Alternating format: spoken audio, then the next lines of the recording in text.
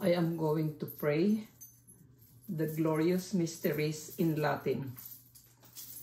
In nomine Patris et Filii et Spiritus Sanctis. Amen. Apostles' Creed. Credo in Deum Patrem Omnipotentem, Creatorem Caeli et Terrae, et in Iesum Christum Filium eius unicum, Dominum nostrum, qui conceptus est de Spiritu Sancto, natus ex Maria Virgine, passus sub Pontio Pilato, crucifixus mortuos et sepultus, descendet ad inferos, tertia die resurrexit a mortuis, ascendet ad caelos, sedet ad dexteram.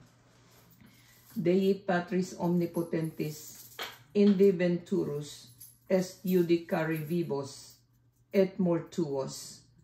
Credo in Spiritum Sanctum, Sanctam Ecclesiam Catholicam, Sanctorum Communiem, Remissionem Peccatorum, Carnes Resurrectionem, Vitam Eternal. Amen. The Our Father. Pater Noster, qui es in celis sanctificetur nomen tuum, adveniat regnum tuum, fiat voluntas tua, sicut in cielo et in terra. Panem nostrum quotidianum da nobis hodie, et dimite nobis debita nostra, sicut et nos dimittimus debitoribus nostres, et ne nos inducas in tentationem, sed libera nos a malo. Amen. The Hail Mary. Ave Maria, gratia plena, Dominus tecum, benedicta tu, in mulieribus, et benedictus fructus ventris tui, Iesus. Sancta Maria, Mater Dei, ora pro nobis peccatoribus, nunc et in hora mortis nostrae. Amen. Ave Maria, gratia plena, Dominus tecum, benedicta tu, in mulieribus, et benedictus fructus ventris tui, Iesus. Sancta Maria, Mater Dei, ora pro nobis peccatoribus, nunc et in hora mortis nostrae. Amen. Ave Maria, gratia plena, Dominus tecum, benedicta tu, in mulieribus, et benedictus fructus ventris tui, Iesus. Sancta Maria, Mater Dei, ora pro nobis peccatoribus, nunc et in hora mortis nostrae. Amen. Glory be. Gloria Patri et Filio et Spiritui Sancto, sicut erat in principio, et nunc et semper, et in saecula saeculorum. Amen. The Fatima Prayer. Oratio Fatimae. Domino Iesu, dimite nobis debita nostra, salva nos ab igne inferiore, perduc in caelum omnes animas praesertim ias, quae misericordiae tuae maximae indigent. The first glorious mystery. Pars tertia gloriosa. Primum mysterium, Resurrectio Domini nostri Iesu Christi. The first mystery, the resurrection of our Lord Jesus Christ.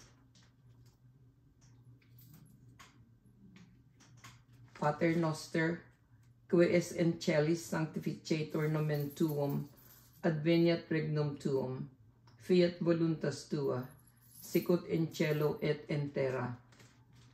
Panem nostrum quotidianum da nobis hodie, et dimite nobis debita nostra, sicut et nos dimittimus debitoribus nostris, et ne nos inducas in tentationem, sed libera nos a malo. Amen. Ave Maria, gratia plena, Dominus tecum, benedicta tu, in mulieribus, et benedictus fructus ventris tui, Iesus. Sancta Maria, Mater Dei, ora pro nobis peccatoribus, nunc et in hora mortis nostrae. Amen.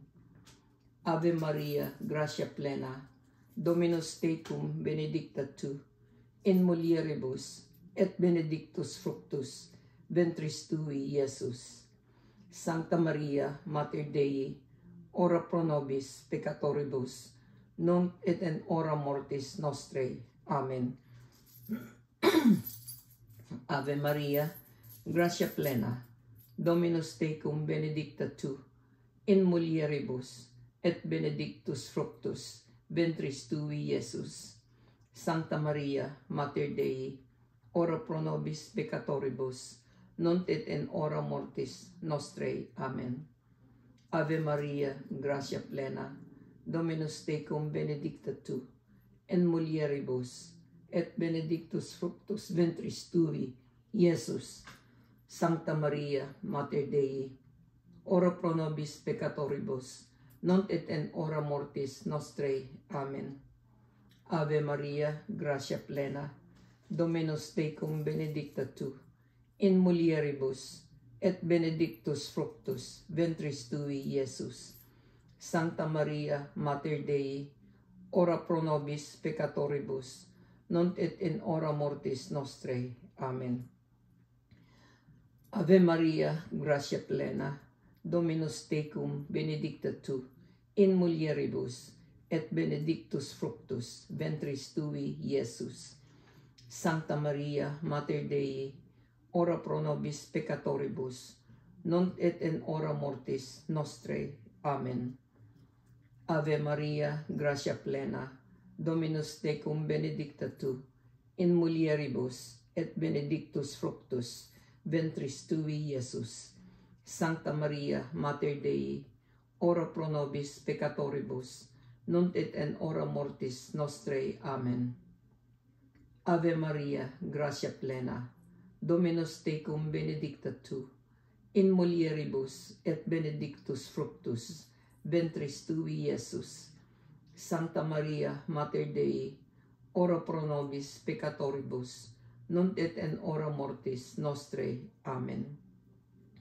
Ave Maria, gratia plena, Dominus tecum, benedicta tu, in mulieribus, et benedictus fructus ventris tui, Iesus. Sancta Maria, Mater Dei, ora pro nobis peccatoribus, nunc et in hora mortis nostrae. Amen. Ave Maria, gratia plena, Dominus tecum, benedicta tu, in mulieribus, et benedictus fructus ventris tui, Iesus. Sancta Maria, Mater Dei, ora pro nobis peccatoribus, nunc et in hora mortis nostrae. Amen. Gloria Patri et Filio et Spiritui Sancto, sicut erat in principio, et nunc et semper, et in saecula saeculorum. Amen. Oratio Fatimae. Domine Iesu, dimitti nobis debita nostra, salva nos ab igne inferiori, perduc in caelum omnes animas, presertim ias quae misericordiae tuae maximae indigent.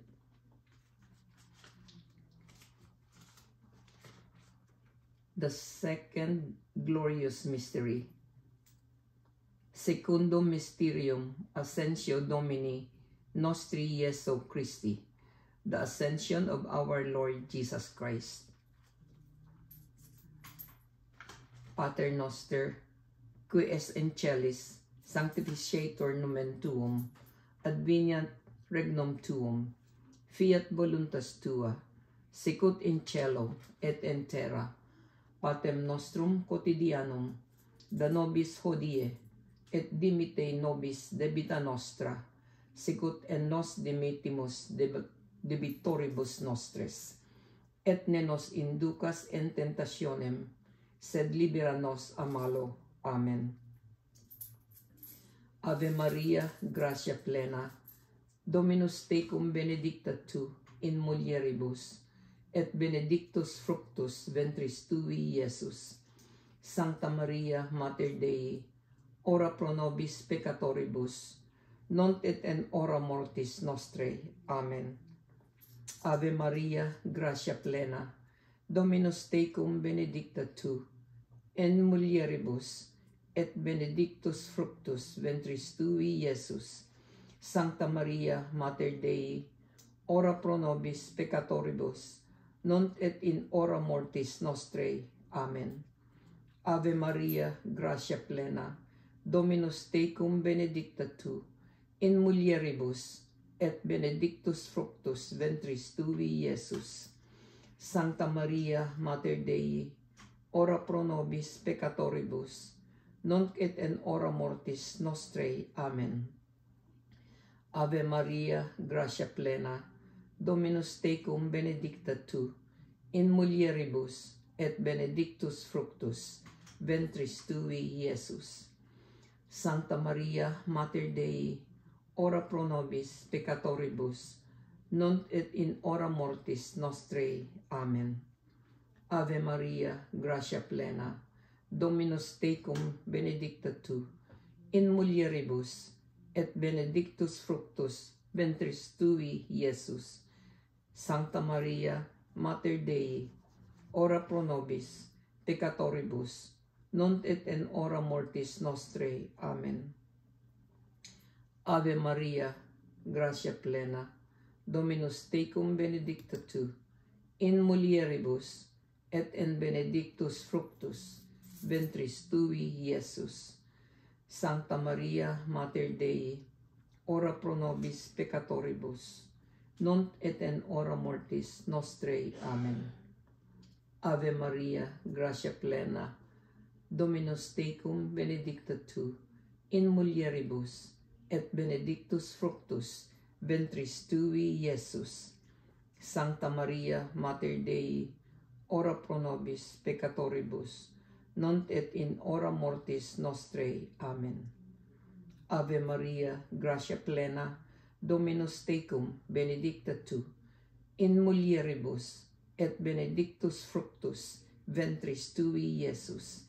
Sancta Maria, Mater Dei, ora pro nobis peccatoribus, nunc et in hora mortis nostrae. Amen.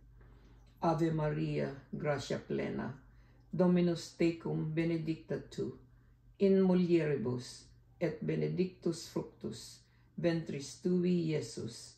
Sancta Maria, Mater Dei, ora pro nobis peccatoribus, nunc et in hora mortis nostrae. Amen. Ave Maria, gratia plena, Dominus tecum benedicta tu, in mulieribus, et benedictus fructus ventris tui, Iesus. Sancta Maria, Mater Dei, ora pro nobis peccatoribus, nunc et in hora mortis nostrae. Amen. Glory be. Gloria Patri et Filio et Spiritui Sancto, sicut erat in principio, et nun et semper, et in saecula saeculorum. Amen. Oratio Fatimae. Domino Iesu dimite nobis debita nostra, salva nos ab igne inferiore, perduc in caelum omnes animas, praesertem ias qui misericordiae tuae maximae indigent.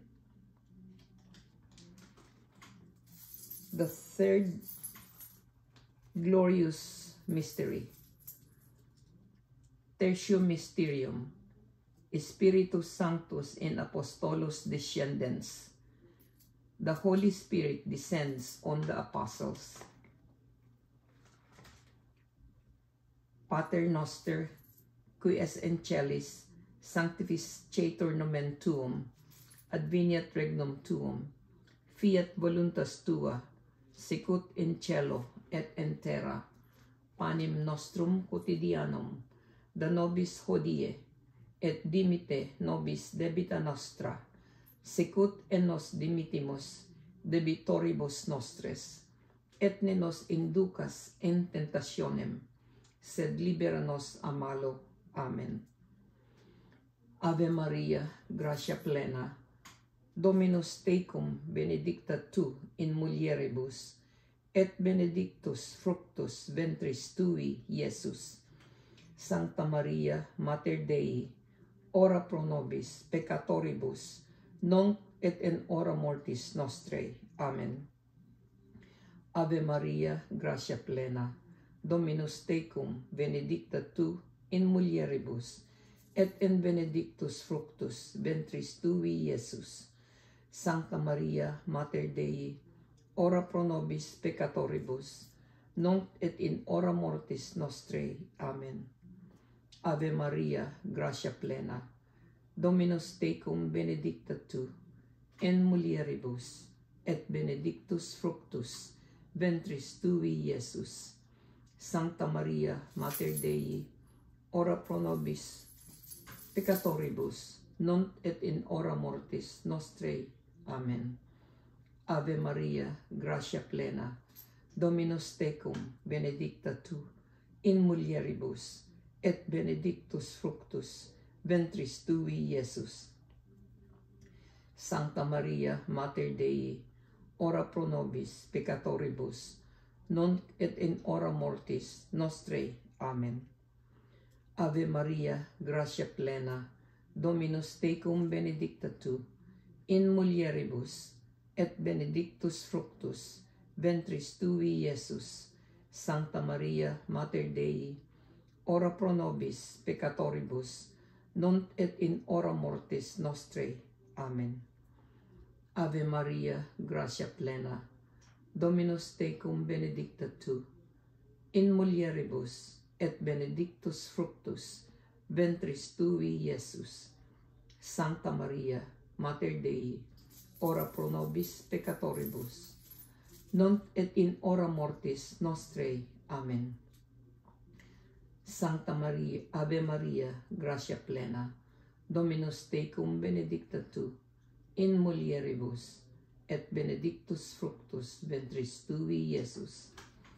Sancta Maria, Mater Dei, ora pro nobis peccatoribus, nunc et in hora mortis nostrae. Amen. Ave Maria, gratia plena, Dominus tecum, benedicta tu in mulieribus, et benedictus fructus ventris tui, Iesus. Sancta Maria, Mater Dei, ora pro nobis peccatoribus, nunc et in hora mortis nostrae. Amen. Ave Maria, gratia plena, Dominus tecum, benedicta tu in mulieribus, et benedictus fructus ventris tui, Iesus. Sancta Maria, Mater Dei, ora pro nobis peccatoribus, nunc et in hora mortis nostrae. Amen. Ave Maria, gratia plena, Dominus tecum, benedicta tu in mulieribus, et benedictus fructus ventris tui, Iesus. Sancta Maria, Mater Dei, ora pro nobis peccatoribus, nunc et in hora mortis nostrae. Amen. The fourth glorious mystery, Quantum Mysterium, Assumptio Beatae Maria Virginis, the Assumption of the Blessed Virgin Mary. Pater noster, que es in celis, sanctificetur nomen tuum, adveniat regnum tuum, fiat voluntas tua, sicut in cielo et in terra. Panem nostrum quotidianum da nobis hodie, et dimite nobis debita nostra, sicut in nos dimitimus debitoribus nostres, et ne nos inducas in tentationem, sed libera nos a malo. Amen. Ave Maria, gratia plena, Dominus tecum, benedicta tu in mulieribus, et benedictus fructus ventris tui, Iesus. Sancta Maria, Mater Dei, ora pro nobis peccatoribus, nunc et in hora mortis nostrae. Amen. Ave Maria, gratia plena, Dominus tecum, benedicta tu in mulieribus, et benedictus fructus ventris tui, Iesus. Sancta Maria, Mater Dei, ora pro nobis peccatoribus, nunc et in hora mortis nostrae. Amen. Ave Maria, gratia plena, Dominus tecum, benedicta tu in mulieribus, et benedictus fructus ventris tui, Iesus. Sancta Maria, Mater Dei, ora pro nobis peccatoribus, nunc et in hora mortis nostrae. Amen. Ave Maria, gratia plena, Dominus tecum, benedicta tu in mulieribus, et benedictus fructus ventris tui, Iesus. Sancta Maria, Mater Dei, ora pro nobis peccatoribus, nunc et in hora mortis nostrae. Amen. Ave Maria, gratia plena, Dominus tecum, benedicta tu in mulieribus, et benedictus fructus ventris tui, Iesus. Sancta Maria, Mater Dei, ora pro nobis peccatoribus, nunc et in hora mortis nostrae. Amen. Ave Maria, gratia plena, Dominus tecum, benedicta tu in mulieribus, et benedictus fructus ventris tui, Iesus. Sancta Maria, Mater Dei, ora pro nobis peccatoribus, nunc et in hora mortis nostrae. Amen. Ave Maria, gratia plena, Dominus tecum, benedicta tu in mulieribus, et benedictus fructus ventris tui, Iesus. Sancta Maria, Mater Dei, ora pro nobis peccatoribus, nunc et in hora mortis nostrae. Amen. Ave Maria, gratia plena, Dominus tecum, benedicta tu in mulieribus, et benedictus fructus ventris tui, Iesus. Sancta Maria, Mater Dei, ora pro nobis peccatoribus, nunc et in hora mortis nostrae. Amen. Ave Maria, gratia plena, Dominus tecum, benedicta tu in mulieribus, et benedictus fructus ventris tui, Iesus. Sancta Maria, Mater Dei, ora pro nobis peccatoribus, nunc et in hora mortis nostrae. Amen. Ave Maria, gratia plena, Dominus tecum, benedicta tu in mulieribus, et benedictus fructus ventris tui, Iesus. Santa Maria, Mater Dei, ora pro nobis peccatoribus, nunc et in hora mortis nostrae. Amen. Glory be. Gloria Patri et Filio et Spiritui Sancto, sicut erat in principio, et nunc et semper, et in saecula saeculorum. Amen. Oratio Pati mei. Domino Iesu, dimitte nobis debita nostra, salva nos ab igne inferiore, perduc in caelum omnes animas, praesertim ias quae misericordiae tuae maximei indigent. The fifth glorious mystery, quartum mysterium, Assumptio Beatae Mariae Virginis, the Assumption of the Blessed Virgin Mary. Pater noster, qui es in celis, sanctificetur nomen tuum, adveniat regnum tuum, fiat voluntas tua, sicut in cielo et in terra. Panem nostrum quotidianum da nobis hodie, et dimitte nobis debita nostra, sicut en nos dimittimus debitoribus nostres, et ne nos inducas in tentationem, sed libera nos a malo. Amen. Ave Maria, gratia plena, Dominus tecum, benedicta tu in mulieribus, et benedictus fructus ventris tui, Iesus. Sancta Maria, Mater Dei, ora pro nobis peccatoribus, nunc et in hora mortis nostrae. Amen. Ave Maria, gratia plena, Dominus tecum, benedicta tu in mulieribus, et benedictus fructus ventris tui, Iesus. Sancta Maria, Mater Dei, ora pro nobis peccatoribus, nunc et in hora mortis nostrae. Amen. Ave Maria, gratia plena, Dominus tecum benedicta tu, in mulieribus, et benedictus fructus ventris tui, Iesus. Sancta Maria, Mater Dei, ora pro nobis peccatoribus, nunc et in hora mortis nostrae. Amen. Ave Maria, gratia plena, Dominus tecum benedicta tu, in mulieribus, et benedictus fructus ventris tui, Iesus. Sancta Maria, Mater Dei, ora pro nobis peccatoribus, nunc et in hora mortis nostrae. Amen. Ave Maria, gratia plena, Dominus tecum benedicta tu, in mulieribus, et benedictus fructus ventris tui, Iesus.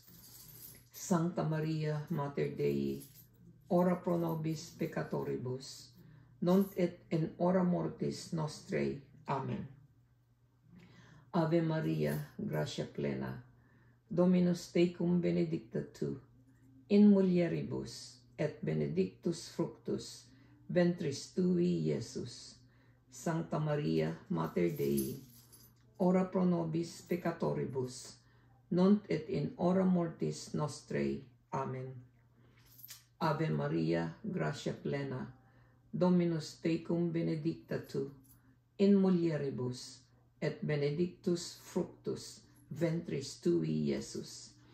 Sancta Maria, Mater Dei, ora pro nobis peccatoribus, nunc et in hora mortis nostrae.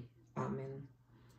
Ave Maria, gratia plena, Dominus tecum benedicta tu, in mulieribus, et benedictus fructus ventris tui, Iesus.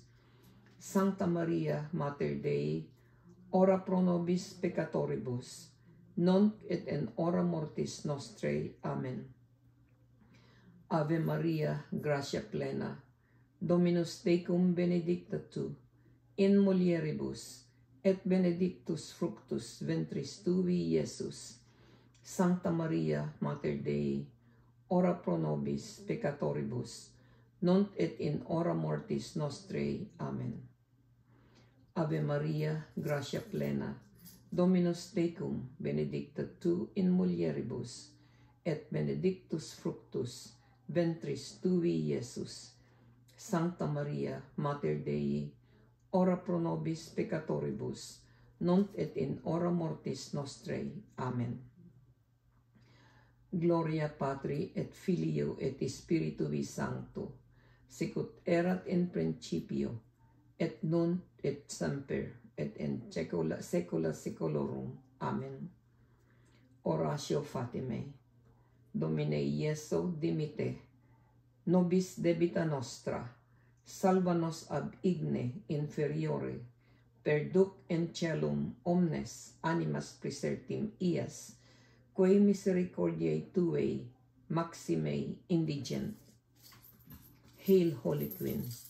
Salve Regina, Mater misericordiae, vita dulcedo et spes nostra salve. Ad te clamamus, exules filiae. Heve, ad te suspiramus, gementes et flentes, in hac lacrimarum vale. Ella ergo, advocata nostra, ilios tuos misericordes, oculos, ad nos converte, et Iesum benedictum fructus ventris tui, nobis post hoc exilium ostende, o clemens, o pia, o dulces Virgo Maria. Ora pro nobis, Sancta Dei Genetrix, ut digni efficiamur promissionibus Christi. Let us pray. Oremus. Deus cujus unigenitus per vitam mortem et resurrectionem suum, nobis salutis aeterne premia comparavit, concede quae sumus, ut haec mysteria sanctissimo Beatae Mariae, Virgines Rosario Recolentes, et emetimur cuor continent, ed quod promittunt asequamur per eundem Dominum. Amen. In nomine Patris et Filii et Spiritus Sancti. Amen. Thank you for praying with me the glorious mystery in Latin.